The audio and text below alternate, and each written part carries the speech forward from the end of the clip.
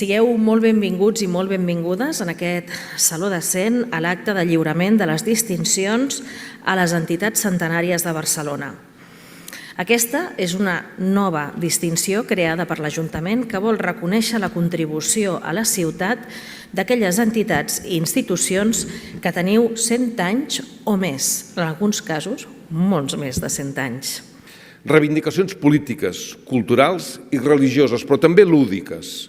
El país i la ciutat tenen un salt demogràfic impressionant de la mà de la industrialització.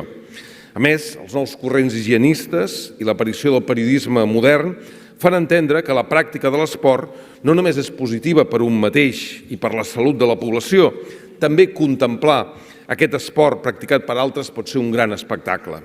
S'entén així el naixement d'entitats com el Laietà, l'Europa, el Foment Excursionista, el Martinenc, l'Espanyol o la Unió Esportiva Sants, entre molts altres exemples dels distingits avui.